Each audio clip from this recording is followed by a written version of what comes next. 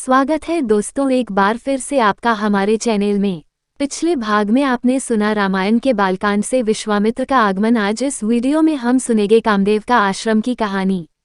दूसरे दिन ब्राह्म मुहूर्त में निद्रा त्याग कर मुनि विश्वामित्र तृण शैयाओं पर विश्राम करते हुए राम और लक्ष्मण के पास जाकर बोले, हे राम और लक्ष्मण, जागो, रात्रि समाप्त हो गई है। कुछ ही काल में प्राची में भगवान भुवन भास्कर उदित होने वाले हैं। जिस प्रकार वे अंधकार का नाश कर समस्त दिशाओं में प्रकाश फैलाते हैं, उसी प्रकार तुम्हें भी अपने पराक्रम से राक्षसों का विनाश करना है। नित्य कर्म से निवृत्त हो, संध्या उपासना करो, अग्निहोत्रादि से देवताओं को प्रसन्न करो, आलस्य को त्यागो और शीघ्र उठ जाओ, क्योंकि अब सोने का समय नहीं है। गुरु की आज्ञा प्राप्त होते ही दोनों भाइयों ने शैया त्याग दिया और नित्य कर्म एवं स्नान ध्यान आदि से निवृत्त होकर मुनिवा के साथ गंगा तट की ओर चल दिए।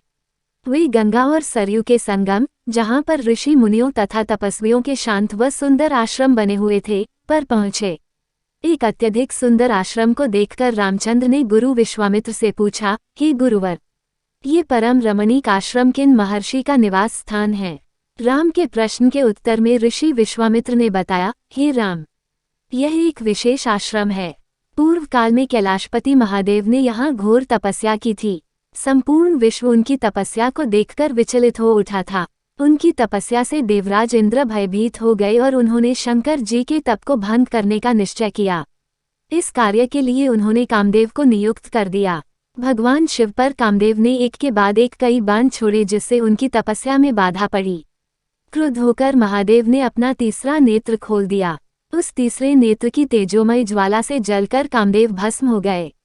देवता होने के कारण कामदेव की मृत्यु नहीं हुई, केवल शरीर ही नष्ट हुआ। इस प्रकार अंग नष्ट हो जाने के कारण उसका नाम अनंग हो गया और इस स्थान का नाम अंगदेश पड़ गया।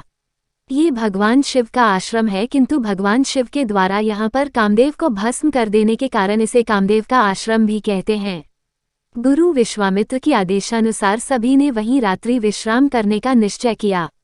राम और लक्ष्मण दोनों भाइयों ने वन से कंदमूल फल लाकर मुनिवा को समर्पित किए और गुरु के साथ दोनों भाइयों ने प्रसाद ग्रहण किया। तत्पश्चात स्नान, संध्या उपासना आदि से निवृत्त होकर राम और लक्ष्मण गुरु विश्वामित्र से अनेक प्रकार की कथाएं तथा धार्मिक प्रवचन सुनते रहे।